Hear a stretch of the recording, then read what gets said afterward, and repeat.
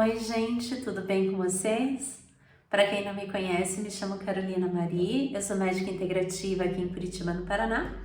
E se você gosta desse tema, tratamentos naturais, medicina chinesa ortomolecular ou modulação hormonal bioidêntica, se inscreva nesse canal, clique no joinha, toda semana tem vídeo novo aqui. E hoje eu tô aqui para terminar o meu tema do vídeo passado, que era o diagnóstico da medicina chinesa através da audição, né? No qual eu falei sobre a tosse, sobre a voz, sobre o volume dos vômitos, enfim, tantas coisas, né? Soluço. Eu vim terminar a parte da olfação. Então, assim, ó, a medicina chinesa, só relembrando, ela tem um método diagnóstico muito diferente de outras medicinas. Por quê? Porque lá nos primórdios da medicina chinesa, da Ayurveda, você não podia tocar nos nobres, então você tinha que arrumar um método diagnóstico que não precisasse tocar no paciente para fazer o diagnóstico dele, né? Então, com base nisso, os médicos da época procuraram outros meios de fechar o diagnóstico desses pacientes, sem tocá-los, sem examiná-los, só ouvindo, cheirando, vendo, né? Por isso que esses métodos diagnósticos são bastante usados pela medicina chinesa, embora possa parecer muito esquisito, até não normal, para aquela época isso era comum. Bem, então hoje eu vou falar sobre o odor, tá? O odor que cada paciente exala e o que isso quer dizer. Claro que, assim, ó, nem todo paciente tem odor, não é isso, mas se ele tiver, precisa saber do que se trata, né? E odor da onde, doutora? De qualquer lugar. Da pele, das fezes, da urina, do hálito, né? Tem que perceber mais ou menos isso. E assim, gente, de uma maneira generalizada, de uma maneira geral, aquilo que cheira a pútrido, tem um cheiro bem fétido, ele remete a calor. E aquilo que não tem odor remete à deficiência de líquido baço, tá?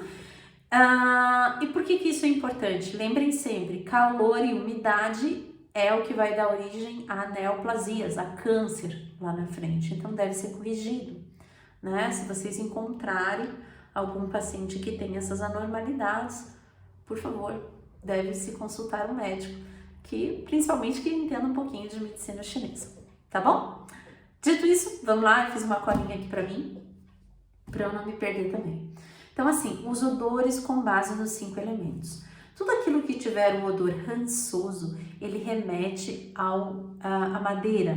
E quem é a madeira? Quem é um órgão que remete à madeira? O fígado. Lembrando que em anormalidades do meridiano do fígado, o odor é rançoso e a voz é gritante, tá? O segundo, queimado. O odor de queimado remete ao elemento fogo. O elemento fogo, ele é protagonizado pelo coração, cuja voz é sorridente. Então, uma voz mais sorridente, se houver algum problema naquele meridiano, pode ser acompanhada aí do odor queimado, tá? O odor fragrante ou adocicado, por exemplo, isso remete ao elemento terra, que é protagonizado pelo baço. O tão falado baço, né? Quantas vezes eu disse aqui que na maioria das vezes no diagnóstico da medicina chinesa a gente encontra deficiência yang de baço, pâncreas, rins, e que geralmente ele é prejudicado pelo excesso de pensamentos, de preocupações, né? Então esse odor meio adocicado, e não é um adocicado gostoso não, tá? Ele remete a um baço que não está funcionando muito bem. E quando o baço não funciona muito bem, geralmente esse indivíduo tem uma tendência também a fazer acúmulo do quê? De umidade. E mais uma vez, umidade e calor geram tumores lá na frente, tá? Por isso precisa tomar muito cuidado. Quando tem um odor de estragado, doutora, o que é? O odor de estragado remete a metal, algum problema no meridiano do pulmão, tá? E o pulmão, ele fica doente com o quê? ele fica doente com a tristeza. A voz de uma pessoa que tem alterações do meridiano do pulmão é uma voz chorosa, uma voz mais, sabe, pedinte, vamos falar assim, tá bom?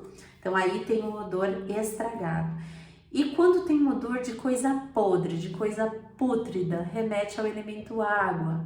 Então alteração ali do meridiano dos rins, que fica lesionado com o quê? Com o sentimento de medo. Lembrando que esse medo é um medo de futuro, não é um medo só do escuro não, né? É um medo mais relacionado à ansiedade. E a voz desse paciente é uma voz gemente, né? Uma pessoa que fala gemendo, tá? Aqui também é interessante colocar que geralmente nós envelhecemos, quando nós envelhecemos, o primeiro meridiano que é afetado é o meridiano dos rins, né? Por isso que existe, digamos, um esforço por parte da medicina oriental em preservar os rins, porque os rins são o portal da sua vitalidade, tá? Tanto que os idosos, eles têm essa voz mais gemente, tá certo? Então, olha só como as coisas vão se ligando. A gente pode notar isso no nosso próprio dia a dia, né? Observando as pessoas da nossa família, a gente vai notar que tem aqui uma, digamos assim, uma conexão com as próprias pessoas da nossa família que a gente vê, que a gente convive, né? Então, assim, gente, de certa forma, então, resumidamente, tudo aquilo que cheira pútrido e fétido remete a calor. Tudo aquilo que tem ausência de cheiro remete a deficiência de líquido baço, tá? E tá acumulando umidade. Bom, e com isso, eu acho que eu termino aqui a parte de diagnóstico por olfação e por audição. Então, vamos fazer um lembrete, como a gente sempre faz. Se a pessoa tem uma deficiência do meridiano do coração, ela tem uma voz sorridente, um odor queimado. Se ela tem uma deficiência do meridiano do baço, ela tem uma voz melodiosa, um odor fragrante, né, que é um odor meio adocicado. Se ela tá triste, tem um problema no meridiano dos pulmões, ela vai ter uma voz chorosa e odor de coisa estragada. Se ela tem um problema no meridiano dos rins, e vamos lembrar dos nossos velhinhos, ela pode ter um odor, seja do hálito, do suor, das fezes, um odor pútrido e uma voz gemente. E se ela tem alguma alteração ali do meridiano de fígado, o que ela vai ter? Uma voz gritante e um odor rançoso, tipo de gordura. Tá bom? Com isso termino o vídeo aqui, para que na próxima semana eu venha com conteúdo novo para vocês. Um beijo bem grande, me sigam nas redes sociais e até a próxima. Tchau, tchau!